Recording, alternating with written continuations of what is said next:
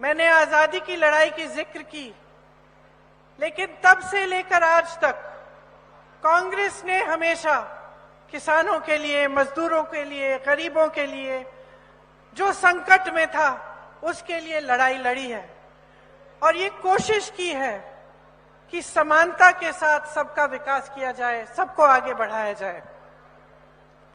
देखिए, आपका शहर है, आपने पिछले 18 सालों से अपने शहर में देखा होगा कि क्या तरक्की आई है, किस तरह का काम किया गया है, सरकार की जो नीतियां हैं उनसे आपको लाभ हुआ है कि नहीं।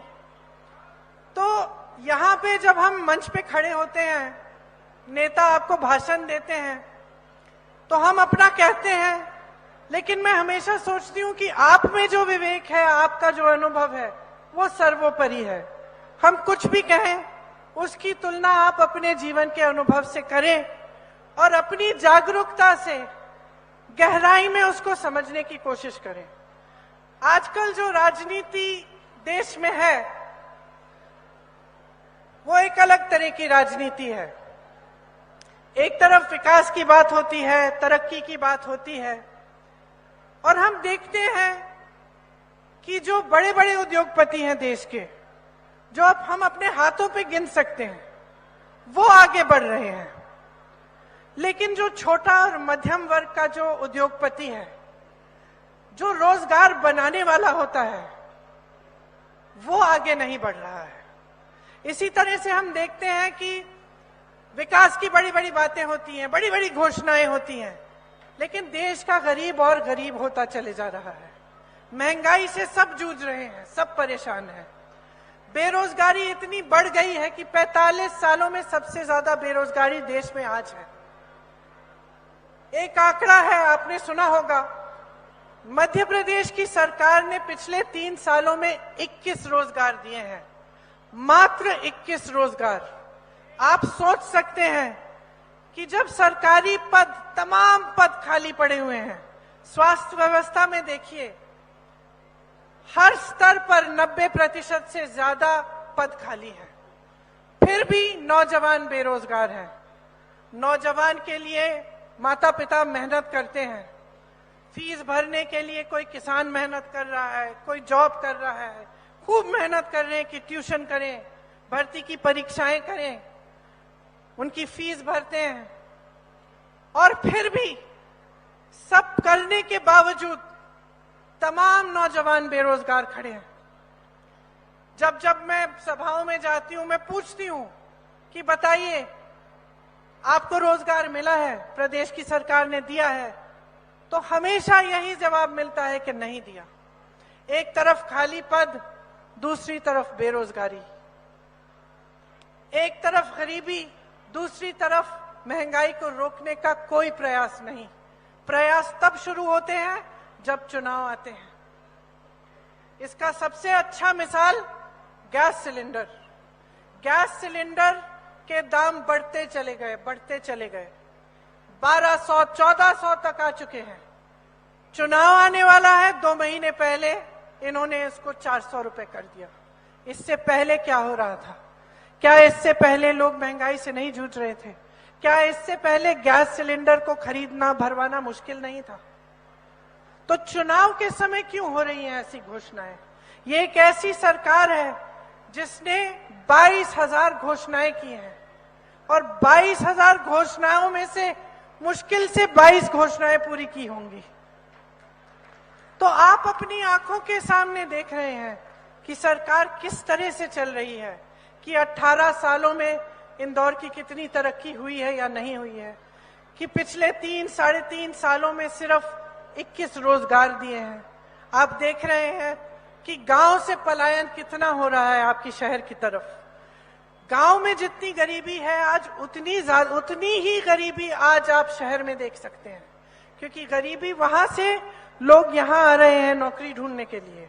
यहाँ आते हैं, महंगाई इतनी बढ़ चुकी है, रोजगार मुश्किल से मिलता है, और महंगाई को रोकने के लिए कोई प्रयास नहीं।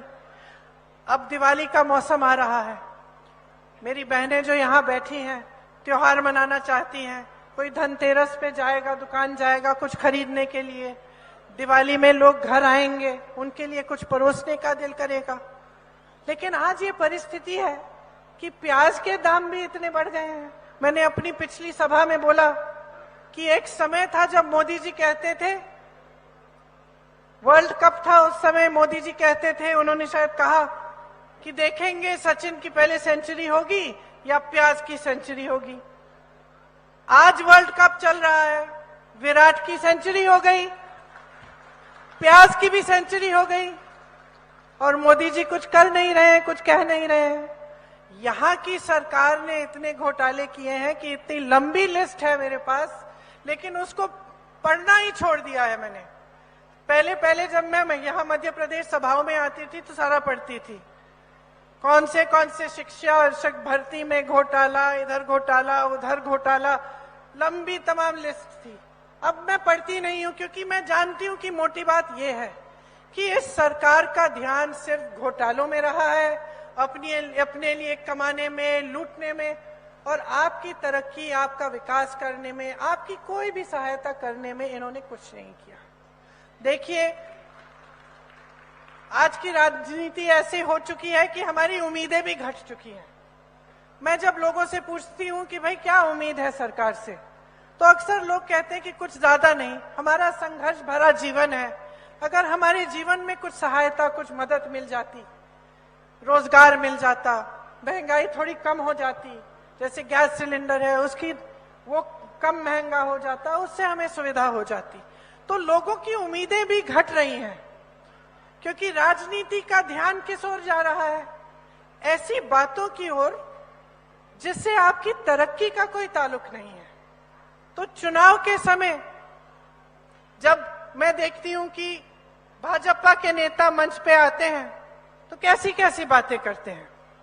अब मैं सुन रही थी मोदी जी का भाषण, तो मैंने सोचा विकास की बातें करेंगे, ये बताएंगे कि घोषणाएं जो इन्होंने की हैं, कौन से प्रदेश में इन्होंने इस तरह की नीतियां लागू की हैं जो अभी चल रही हैं, पता तो चले जनता को कि अगर कुछ कह रहे हैं तो उसका आधार क्या है। उल्टा मैंने देखा कि मोदी जी कह रहे हैं कि कांग्रेस के कुछ नेता हैं जो आज भी इंदिरा गांधी के नाम पे वोट मांग रहे हैं।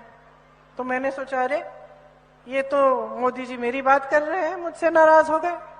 और मैं सोच रही थी कि मोदी जी, आप तो 24 घंटे हर भाषण में पंडित नेहरू का नाम लेते हैं, हर भाषण में पंडित नेहरू का नाम लेते हैं।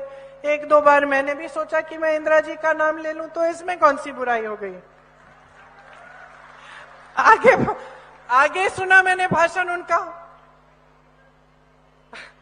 आगे कहने लगे कि इन कांग्रेसियों का खून खराब है। तो मैंने सोचा कि भाई ये मोदी जी ने पैथ लैब्स कब से खोल दी कि खून का टेस्टिंग कर रहे हैं। अगली बार बुखार चढ़ेगा तो मैं मोदी जी के पास भेज देती हूं। लेकिन मन में देखिए, मजाक एक तरफ है, मन में ये बात आई कि आप प्रधानमंत्री हैं, आपके पद की एक गरिमा है। अगर किसी का दायित्व है कि सार्वजनिक जीवन में जो चर्चा, परिचर्चा का स्तर है उसे ऊंचा रखना है, तो ये प्रधानमंत्री का ही दायित्व होता है, बड़े बड़े नेताओं का होता है। कि चुनाव का समय है, जनता को इससे कोई मतलब नहीं है कि हमारे खून में क्या है क्या नहीं है, वो टेस्ट रिजल्ट बता देगा हमारा। जनता को मतलब है अपनी समस्याओं से। आज सबसे बड़ी समस्याएं क्या हैं? महंगाई है, बेरोजगारी है, शिक्षा की सुविधाएं, स्वास्थ्य की सुविधाएं। अब देखिए, बार बार कहते रहते हैं कि 70 सालों में कुछ नहीं हुआ, लेकिन अब 10 सालों से आपकी सरकार है, अब तो जिम्मेदारी ले लीजिए। 10 सालों से आपने इंदौर में कौन सा विश्वविद्यालय खोला है, कौन सा मेडिकल कॉलेज खोला है? मध्य प्रदेश में हजारों स्कूल बंद हो गए हैं। जब लोग गांव से यहाँ शहरों में पलायन करते हैं, वो इसलिए करते हैं क्योंकि वहां आपने सुविधा दी नहीं है। तो आप 18 सालों से इस प्रदेश में आपकी सरकार है, 10 सालों से केंद्र में आपकी सरकार है, तो अगर ठीक है, आप कह रहे हैं कि किसी ने आपसे पहले कुछ किया ही नहीं, ये छोड़ देते हैं हम बात की IIT हो, IIM हो, एम्स हो, सब पंडित नेहरू के समय से है, छोड़ देते हैं हम बात। हम कहते हैं चलो मान लिए किसी ने कुछ नहीं किया, आपसे पहले जितने भी लोग आए वो सब बेकार थे, किसी ने कुछ नहीं किया। आपने क्या किया है? क्या आप अपनी जिम्मेदारी को लेने के लिए तैयार हैं? क्या आप एक ऐसी राजनीति करने की हिम्मत कर सकते हैं जो नकारात्मक नहीं और सकारात्मक है? क्या आप मंच पे खड़े होकर आप ये हिम्मत कर सकते हैं कि अतीत की बातों को बंद करें और आज की बात करें कि आपकी सरकार ने क्या किया? क्योंकि जब आप इस बात को उठाते हैं तो सिर्फ ऐसी बातें करते हैं कि हमने G20 की, बहुत बढ़िया किया, देश का मान सम्मान बढ़ाया, ठीक है, संसद का सुंदरीकरण किया, उसमें भी आपने 20,000 करोड़ रुपए खर्च कर लिए, आपने अपने लिए 2 बड़े बड़े हवाई जहाज खरीदे, 16,000 करोड़ रुपए खर्च लिए। क्या जनता का हक नहीं है कि पूछे कि ये किसके पैसे खर्च रहे हैं? ये किसकी संपत्ति है जो आप अपने दोस्तों को, बड़े बड़े उद्योगपतियों को सौंप रहे हैं, जो कौड़ियों के दाम में आप दे रहे हैं उनको? क्या जनता का हक नहीं है कि आपसे पूछे कि 70 साल की बात छोड़िए, 10 साल की बात बताइए, 10 साल में हम बेरोजगार क्यों हैं? आपने रोजगार क्यों नहीं बनाए? जहां से रोजगार बनते हैं उन कंपनियों को आपने कौड़ियों के दाम में क्यों बेच दिया अपने दोस्तों को? क्या हमें पूछने का हक नहीं है? क्या जनता को ये पूछने का हक नहीं है कि पहले हमें किसानी, खेती से हमें रोजगार मिलते थे, हमें ग्रामीण रोजगार मिलता था मनरेगा से, आज आपने उसको ठप कर दिया है। आज किसान इतना परेशान है, पेट्रोल, डीजल, खाद कुछ नहीं खरीद सकता। क्या किसान को हक नहीं है कि वो पूछे कि वो ट्रैक्टर पे GST क्यों दे रहा है, वो पेट्रोल पे GST क्यों दे रहा है, वो डीजल पे GST क्यों दे रहा है? क्या उसे हक नहीं है पूछने का कि मेरा बेटा तुम्हारे लिए सरहद पे खड़े होकर इस देश की रक्षा कर रहा है, मेरा बेटा जवान बनता है और मेरे बेटे के लिए तुम ऐसी स्कीम क्यों लाए हो मोदी जी जो 4 सालों में खत्म हो जाती है? मेरा बेटा काम करता है, परिश्रम करता है, संघर्ष करता है सेना में भर्ती होने के लिए, और आपने उसको 4 सालों के लिए 4 सालों की नौकरी देकर उसको आप घर भेज देंगे? क्या हक नहीं है किसान को पूछने का? क्या महिलाओं को हक नहीं है पूछने का कि हमारे लिए क्या किया? आपकी यहाँ 18 सालों से सरकार थी, पिछली ये सरकार 3.5 सालों से चल रही है। क्या महिलाओं को हक नहीं है पूछने के लिए कि हमें पहले ये पैसे क्यों नहीं दिए जो चुनाव के 2 महीने पहले आप हमारे खातों में डाल रहे हो? क्या हम उस समय गरीब नहीं थे? क्या हम उस समय समाज का बोझ नहीं उठा रहे थे? क्या हम उस समय खेतियों में काम कर नहीं रहे थे? क्या हम उस समय अपने बच्चों की परवरिश नहीं कर रहे थे?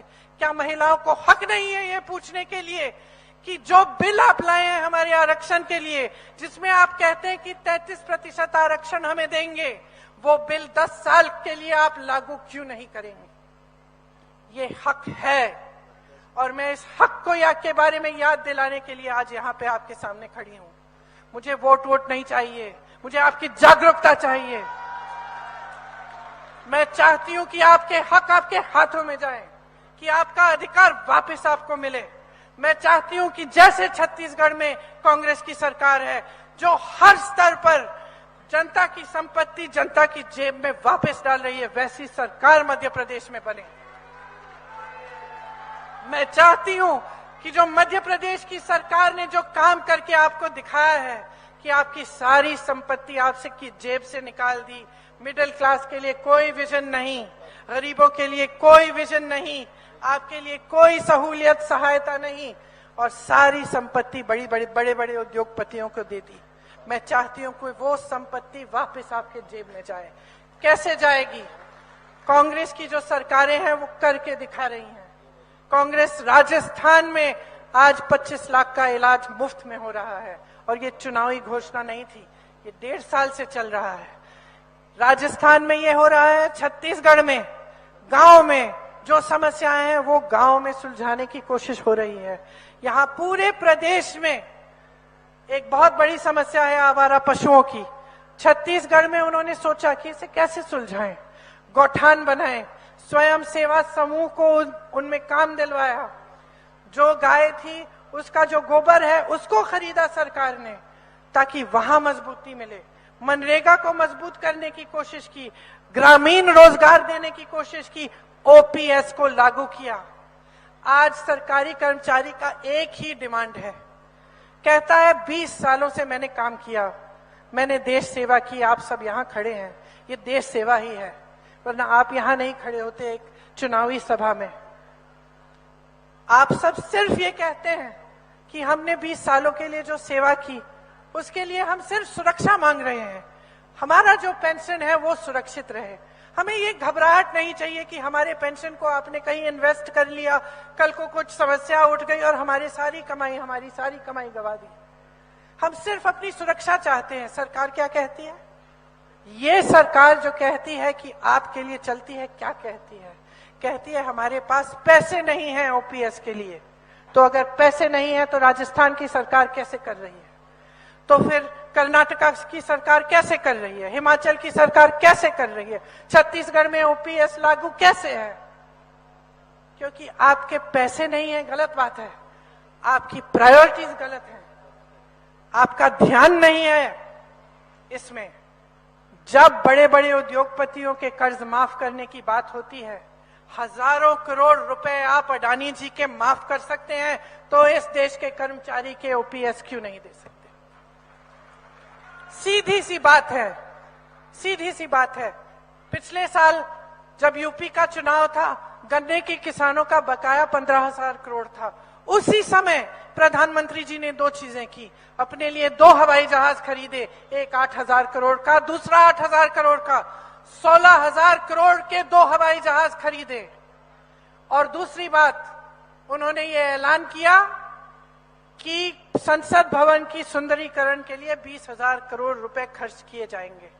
और किसान का बकाया, उसके लिए पैसे नहीं है। किसान के बकाये के लिए पैसे नहीं है।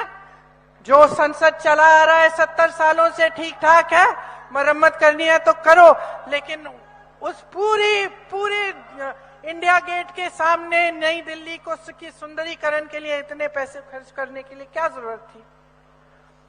देखिए, मनमोहन सिंह जी की सरकार में खूब तरक्की हुई, और ये नहीं था कि ऐसे बड़े प्रोजेक्ट नहीं थे, G20 नहीं था, ये सब था, लेकिन गरीबों के लिए और मिडिल क्लास के लिए सोच थी, एक विजन था कि किस तरह से हम आपको भी मजबूत कर सकते हैं और उद्योगपतियों को भी मजबूत कर सकते हैं।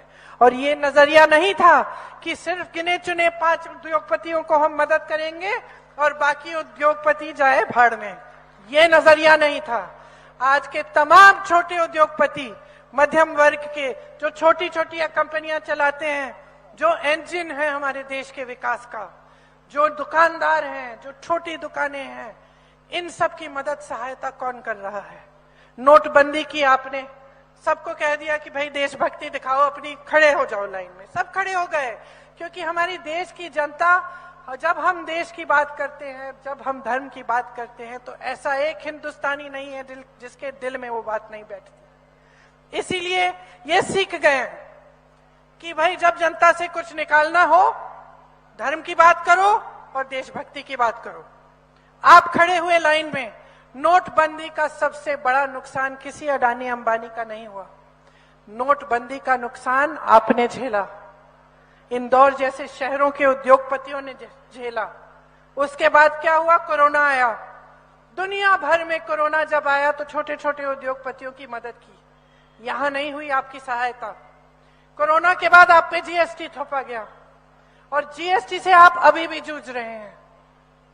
तो क्या कर रही है ये सरकार आपके लिए? मैं पूछना चाहती हूँ। लोग कहते हैं, मैं जाती हूँ लोगों के घरों में, पूछती हूँ कि भाई टूटी में से पानी नहीं आ रहा है, बिजली नहीं आ रही है, सड़क तुम्हारी खराब है, तो वोट क्यों दे रहे हो भाई?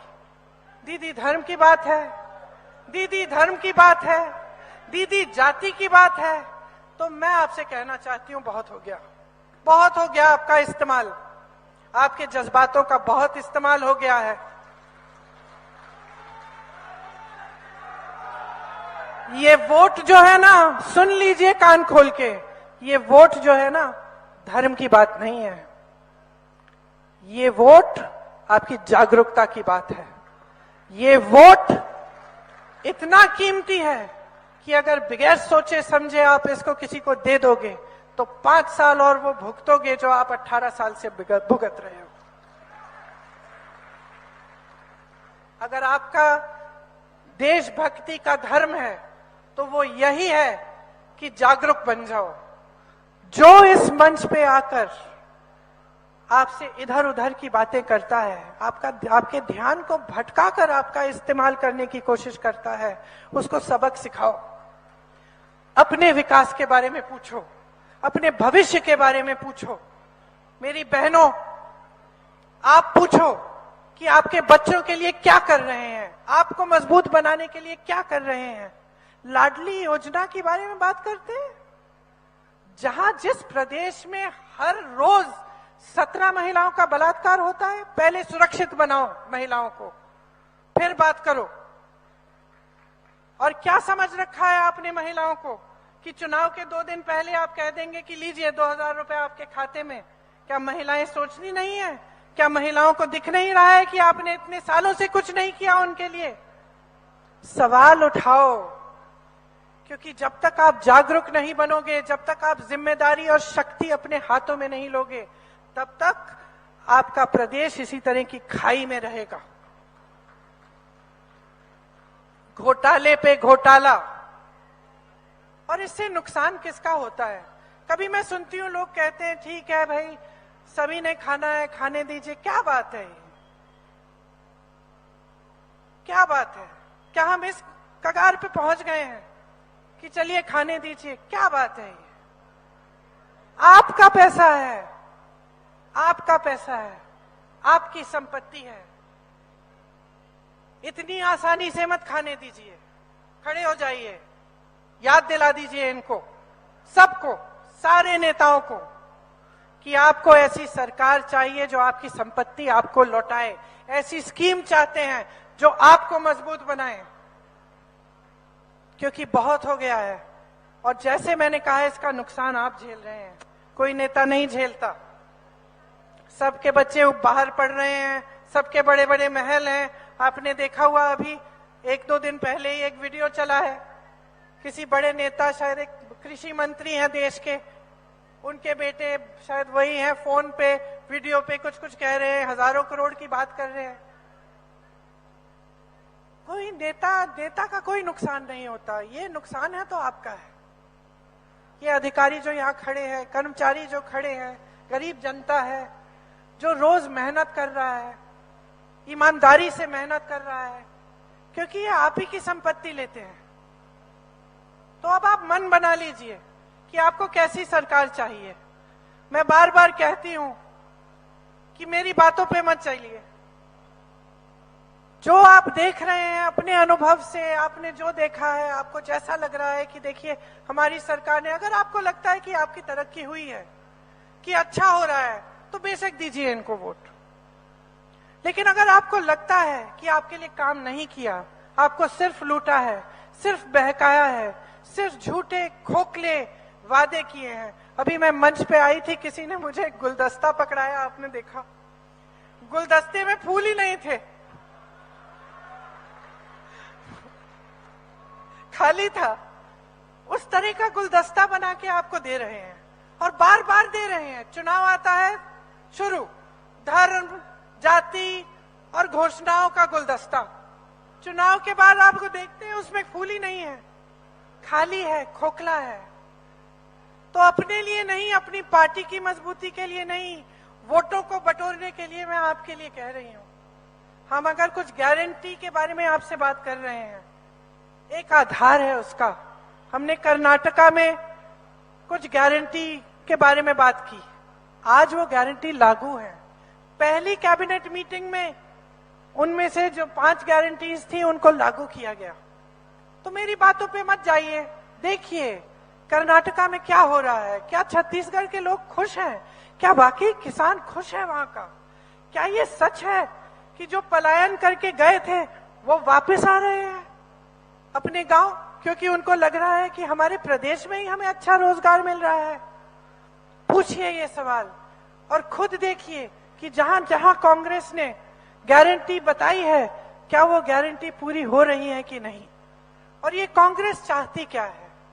अगर इस पार्टी ने आजादी की लड़ाई लड़ी, अगर इसका एक नेता देश के एक कोने से दूसरे कोने तक 4000 किलोमीटर चल के सिर्फ ये कह रहा है आपको कि आप एकजुट हो जाइए, कि ये देश एक हो, ये देश मजबूत हो, भारत जोड़ो यात्रा एक नेता कर रहा है, तो क्या अपनी भलाई के लिए कर रहा है?